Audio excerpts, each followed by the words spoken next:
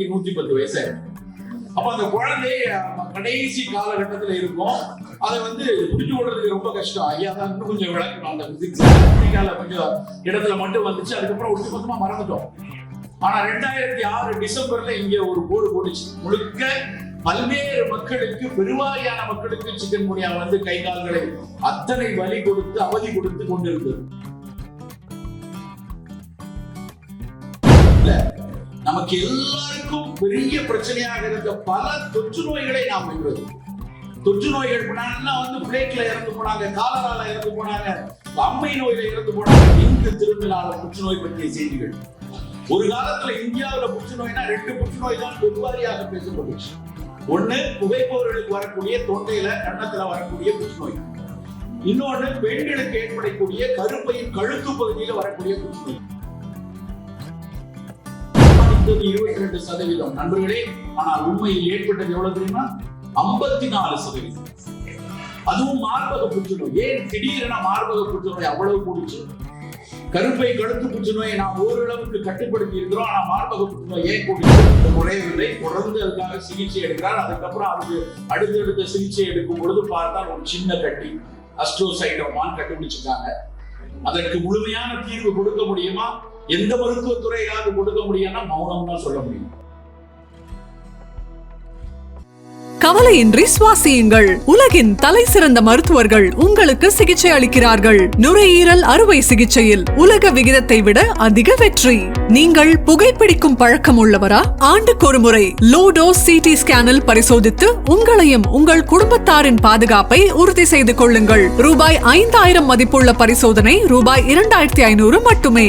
தங்கம் மருத்துவமனை, நாமக்கல் மற்றும் கான்பூர்.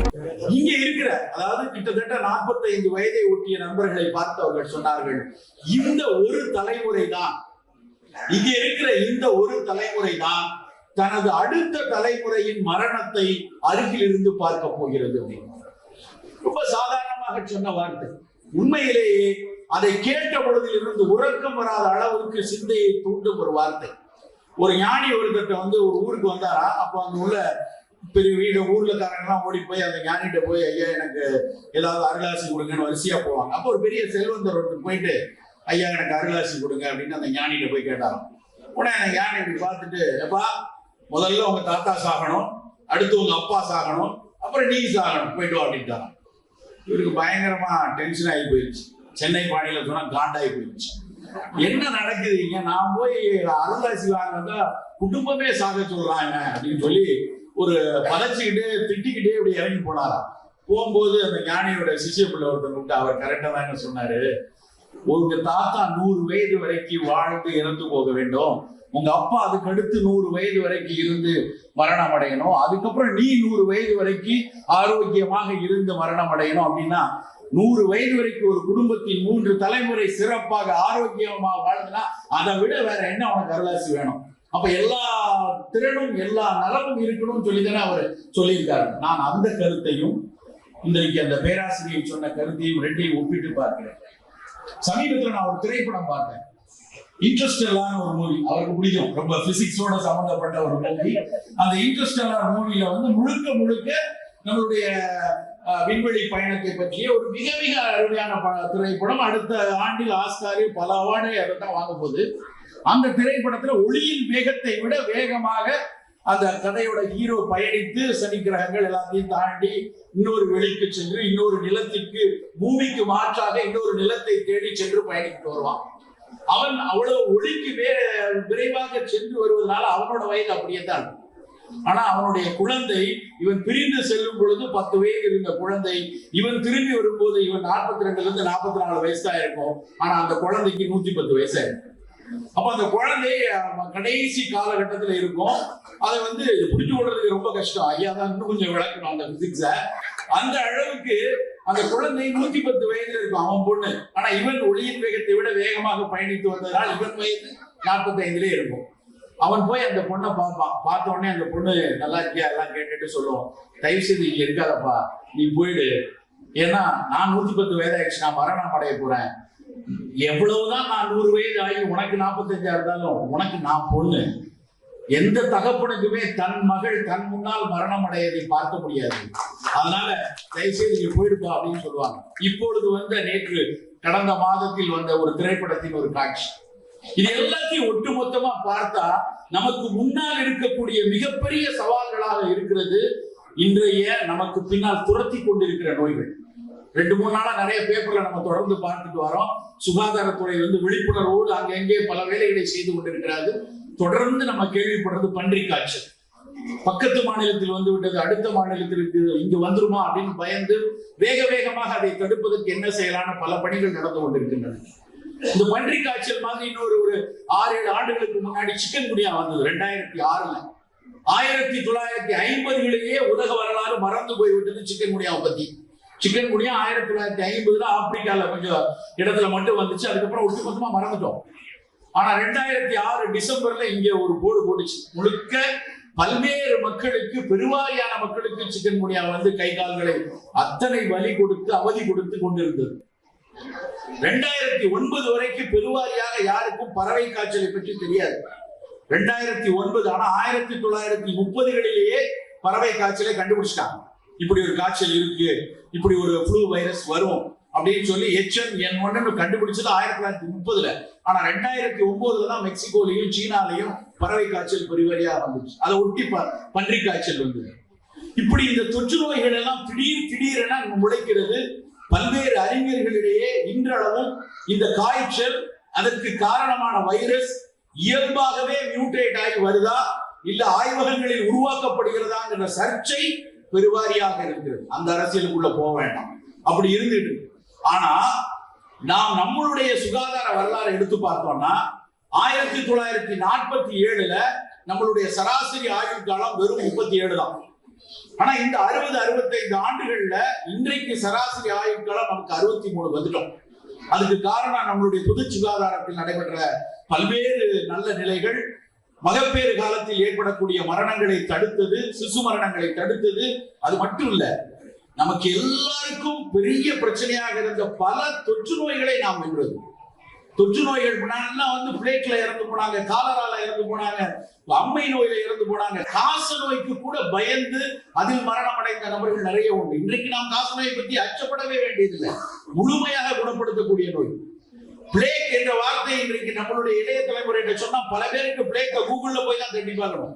அப்படி ஒரு வைரஸ் இருந்ததா, அப்படி ஒரு காய்ச்சல் நமக்கு வந்துதான் நாம மறந்துட்டோம். ஆனா 1380ல இருந்து 1410 வரைக்கும் உலக மக்கள் தொகையில 1/3 40 ஆண்டுகள்ல உலக மக்கள் தொகையில 1/3 எத்தனை மில்லியன் இருக்குன்னு பாத்துக்கோங்க. 40 ஆண்டுகள்ல அந்த தொற்று நோய் தான் கொண்டு போயிடுச்சு. ஆனா அந்த தொற்று நோய்கள்லாம் போனதுக்கு அப்புறம் இன்றைக்கு மருத்துவ உலகிற்கு பெரிய சவாலாக இருக்கிறதுன்னு பாத்தீங்கன்னா தொற்றாத வாழ்வியல் நோய்கள். ஒவ்வொரு வீட்டிலையும் சர்க்கரை நோயாளி, ஒவ்வொரு வீட்டிலும் ரத்த கொதிப்பு, அங்கங்க எங்க திரும்பினாலும் புற்றுநோய். நண்பர்களே, உங்களுக்கு எல்லாம் நிறைய பேருக்கு தெரிஞ்சுக்கணும், நேற்று பேப்பர் முழுக்க புற்றுநோய் பற்றிய பல்வேறு விளம்பரங்கள், பல்வேறு விழிப்புணர்வு முகாம்கள். நேற்று உலக புற்றுநோய் தினம், உலக புற்றுநோய் விழிப்புணர்வு தினம். ஏகப்பட்ட செய்திகள், அங்கிருந்து பல செய்திகள் வருது. எங்கு பார்த்தாலும், எங்கு திரும்பினாலும் புற்றுநோய் பற்றிய செய்திகள். ஒரு காலத்துல இந்தியாவில் புற்றுநோய்னா 2 புற்றுநோய் தான் பெருவாரியாக பேசப்பட்டுச்சு. ஒண்ணு புகைப்பவர்களுக்கு வரக்கூடிய தொண்டையில கன்னத்துல வரக்கூடிய புற்றுநோய், இன்னொன்னு பெண்களுக்கு ஏற்படக்கூடிய கருப்பையின் கழுத்து பகுதியில வரக்கூடிய புற்றுநோய். அது ஏன்னா அடிக்கடி அவர்களுக்கு மகப்பேறுகள் நிகழ்ந்தது, அடிக்கடி கருச்சிதைவு நடந்தது. பெண் அடிமைப்பட்டிருந்த காலத்தில் அந்த பெண்ணுக்கான இயல்பான ஓய்வோ மருத்துவமோ முறையான உணவோ கொடுக்கப்படாத காலத்தில் இருந்தது. அதனால பெண்களுக்கு கருப்பை கருச்சிதைவும் கருப்பையில் கழுத்து பகுதியில் வரக்கூடிய செர்விக்கல் கேன்சர்ஸ் தான் அன்னைக்கு நிறைய. புகைப்பவர்களுக்கு நேரடியாக அவர்களுக்கு தொண்டை பகுதியிலையும் கண்ண பகுதியிலையும் வந்துச்சு. ஆனா இன்னைக்கு நிலைமை என்ன தெரியுமா? ஏகப்பட்ட புற்றுநோய்கள் பெருக்கெடுத்து வந்து கொண்டிருக்கிறது.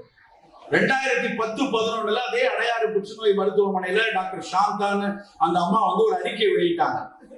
இன்னும் 1 வருஷத்துல பெண்களுடைய மார்பக புற்றுநோய் 22% உயரக்கூடும் அப்படின்னு ஒரு அனுமானத்தை, ஒரு ஹைபோதேசிஸை முன் வச்சாங்க.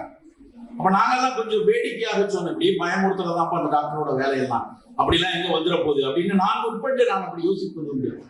ஆனால் 2010 அந்த அறிக்கையை தாண்டி 2011 நேஷனல் கேன்சர் ரெஜிஸ்ட்ரின்னு ஒண்ணு இருக்கு, ஹாஸ்பிட்டல் ரெஜிஸ்ட்ரி இருக்கு. அந்த ரெஜிஸ்ட்ரியில இருந்து அதனுடைய டேட்டாஸ் எல்லாம் எடுத்து பார்த்து எத்தனை நபர்கள் சோதித்திருக்கிறார்கள், எவ்வளவு சதவீதம் உயர்ந்திருக்கிறதுன்னு பார்த்தா அந்த அம்மா அனுமானித்தது 22%. நண்பர்களே, ஆனால் உண்மையில் ஏற்பட்டது எவ்வளவு தெரியுமா?